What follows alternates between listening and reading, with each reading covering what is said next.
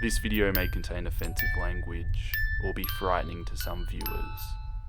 Viewer discretion is recommended. Zelgo. He comes. Forgive the length of this message. This is the first and possibly last time I'll have access to a computer, so I thought I better write this all down while I can, and get this to those who should know. I'm leaving town. I don't know where I'm going. I'm just getting as far away as I can. Okay, so some of you may know I took out a loan and opened my own auto shop a little over a year ago. Business has been going decently well. I can't complain. And I've always been grateful for all of my customers who would come to me exclusively when God knows there are so many already established places in town. I've been doing well enough that I was able to hire my buddy Neil a few months ago, and he's been working hard and helping out really well, as I always knew he would. Well, I needed to take a day off to go to a Lamaze class with Rebecca last month, so I entrusted the shop to Neil for the morning and most of the afternoon. That's the day I think everything actually started, because when I got back, he seemed to be in a stupor and was covered in oil.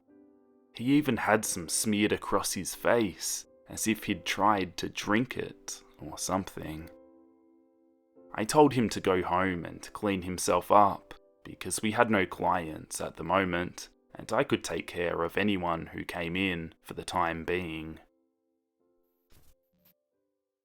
He came back 45 minutes later, but he was still much quieter than usual. He worked as well as he ever did, but something just seemed off about him. I asked him if anything happened while I was out, and he just shook his head. I asked how many clients we had, and he just muttered something unintelligible. I asked him to repeat himself, and he turned and glared at me, and for the briefest moment, I could have sworn his eyes appeared to be completely black. No iris, no sclera, just utter, all-consuming blackness. I stumbled back and bumped a shelf, knocking things down. When I looked back at him, he was still looking at me, but he didn't seem to be glaring hatefully the way he had before. Just seemed kind of out of it. Just a couple, he answered. Some woman, then a tattooed biker-type looking dude.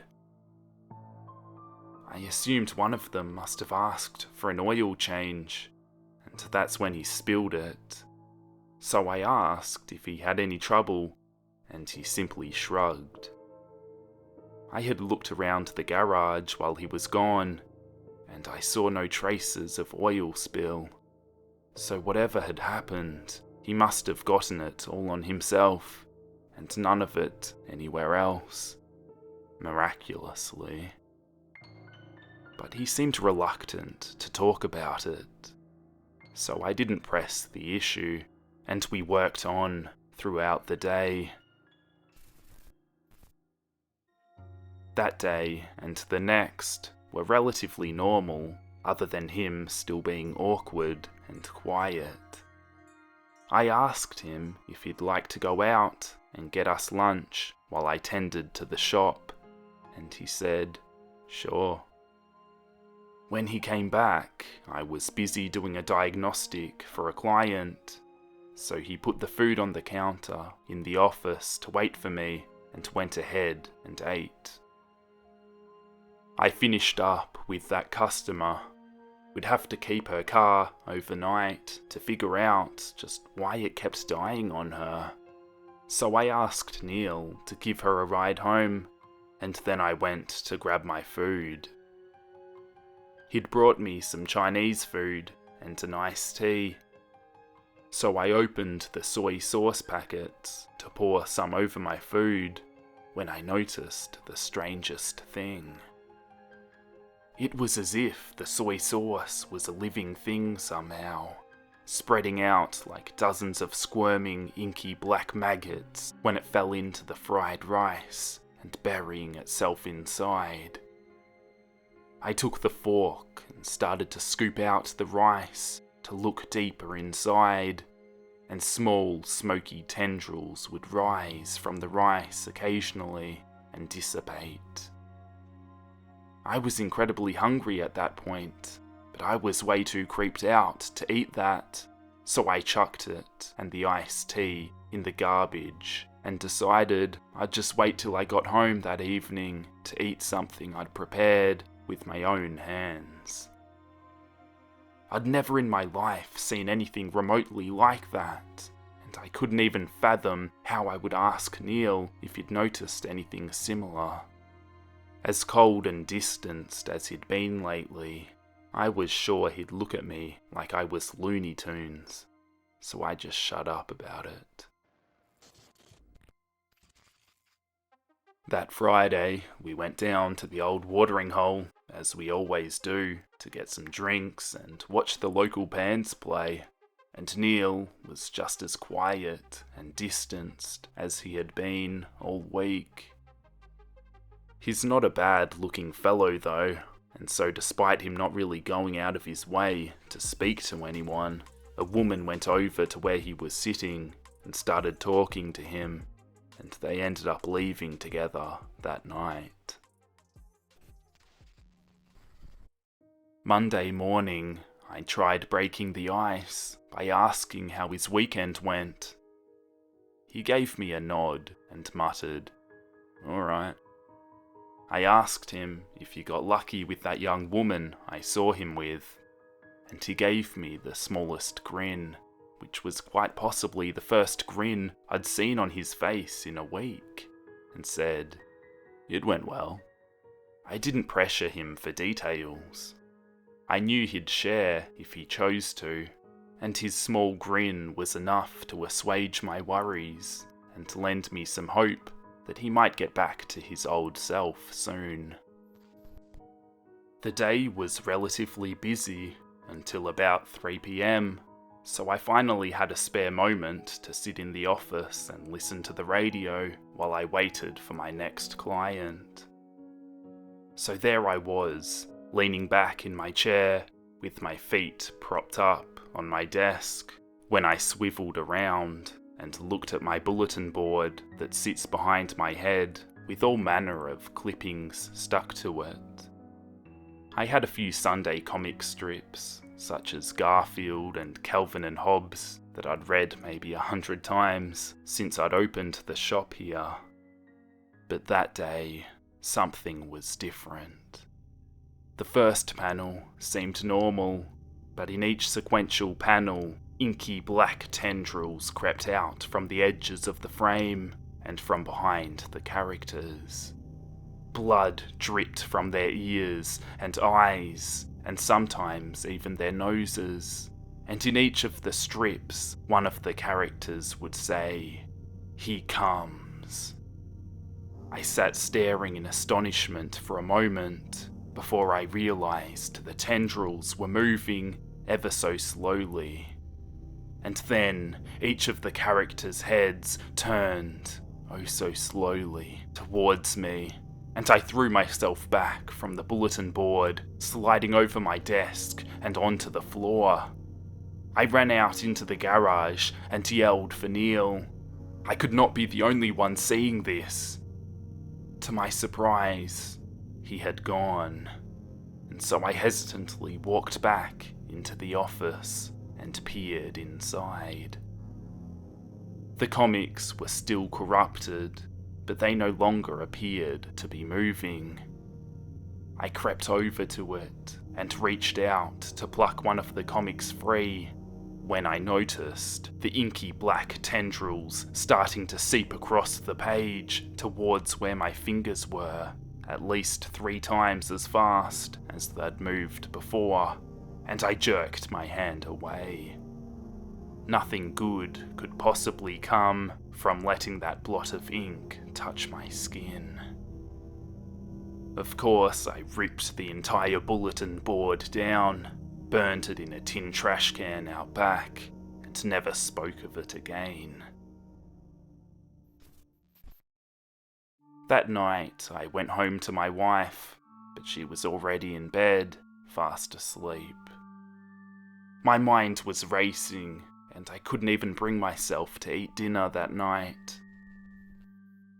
With no one to vent my worries to, I fell into a restless sleep, and kept awaking to nightmare after nightmare, seemingly every hour of the night, until I just gave up on sleep entirely. That Friday, I went to the bar again, even though my wife couldn't drink, being pregnant and all, and Neil wasn't really any fun to hang out with anymore, and none of my other friends could seem to be reached. I just needed to get a good buzz, and I'd start feeling better, I reckoned. After downing a couple of beers, I excused myself to the restroom when I noticed I was more inebriated than I'd estimated, so I leaned over the sink to splash some water onto my face, and that's when I heard it. Like a sheet of fabric being dragged across a floor. A voice rasped, ever so quietly, out of the drain. It sounded like a prolonged exhale for the longest time, until I finally recognised the words hidden amongst all those vowels. He comes. Cracks appeared in the porcelain, snaking out from the ring around the drain. At least, they looked like cracks at first, but after a few seconds I recognised them as the same tendrils of corruption I'd seen in the comics earlier that week, snaking their way slowly along. I stumbled backwards out of the bathroom door and right into someone's chest. I turned around and stared up into the pitch-black eyes of a 6.5-foot biker with tattoos covering every piece of his exposed skin, besides his hands and head.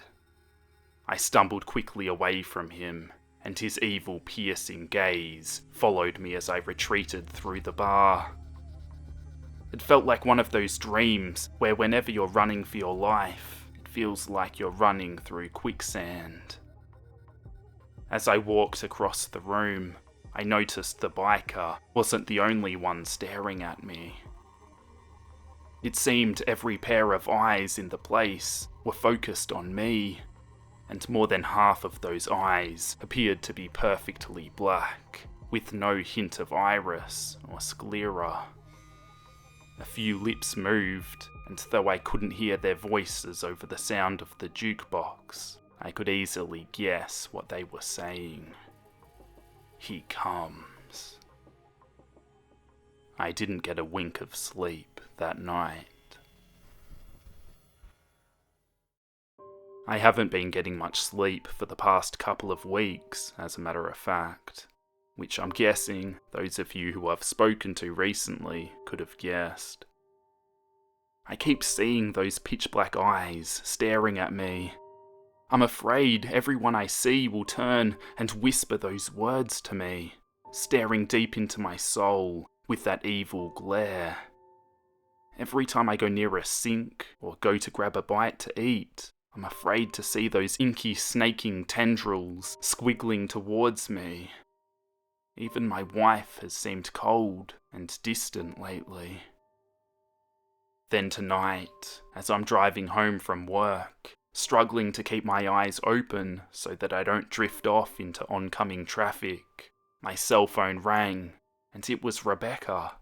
She was on her way to the hospital to have our baby, and for the first time in 2 weeks, I was actually happy. She was in the labour room, strapped to a monitor when I got there, watching for her contractions. She barely noticed when I walked in, but didn't seem startled when I sat down beside her and took her hand in mine. I tried talking to her, but she was unresponsive, and I was so tired I didn't even realise I had started to drift off to sleep until the nurses came in and started to move her to the delivery room about half an hour later. I put on my scrubs and a hairnet and went in to her to hold her hand and coach her through like they'd trained us in Lamaze. When she started cursing and screaming, I was prepared for that, as well as her ever-tightening grip on my hand. But when I saw the movement in her tummy, my mind started to reel.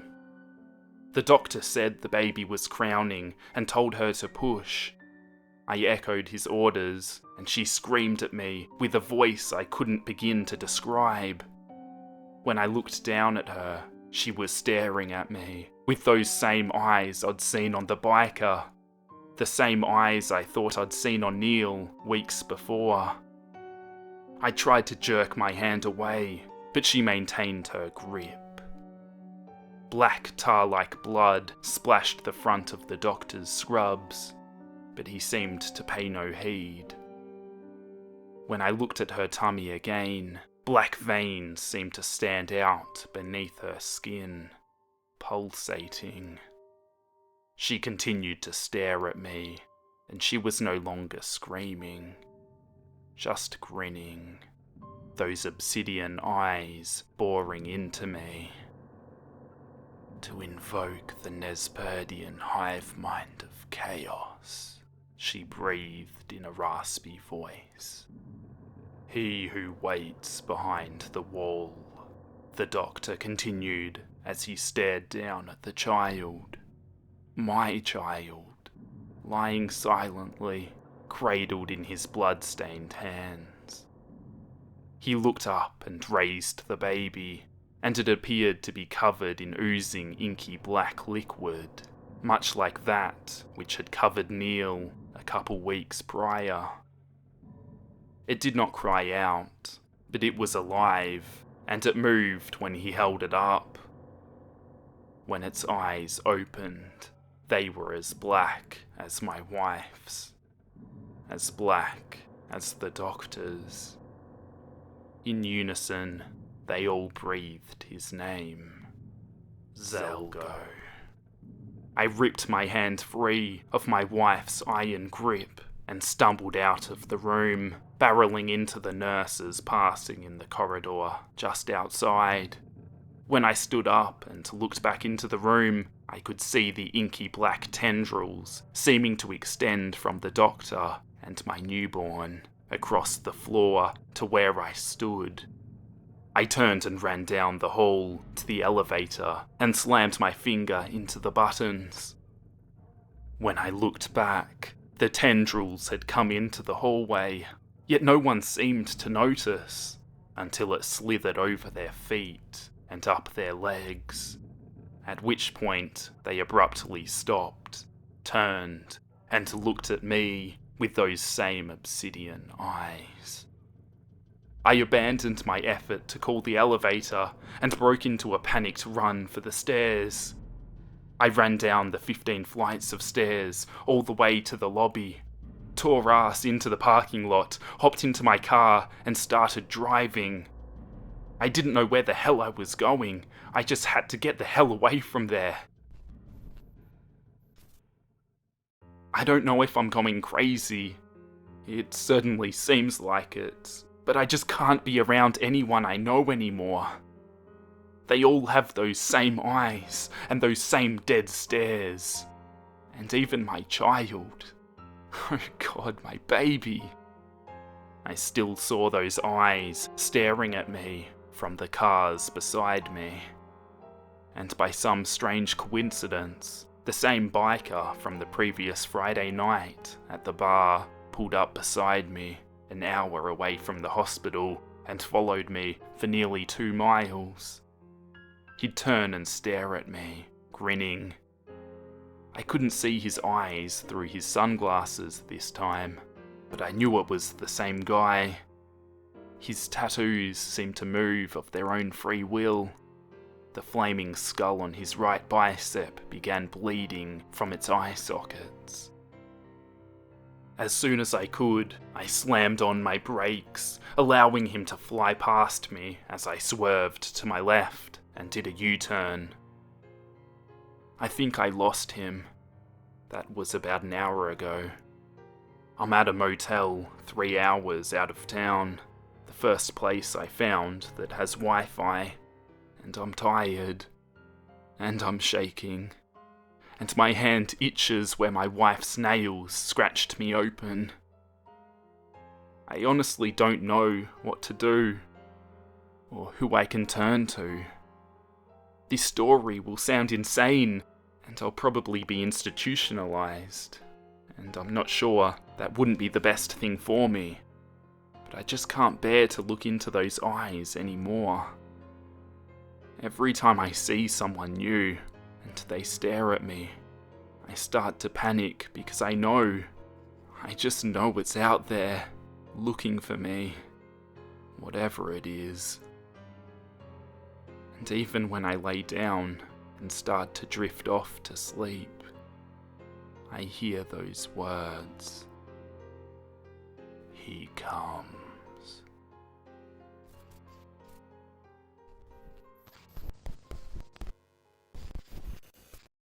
And that is the end of this story. I hope you enjoyed it.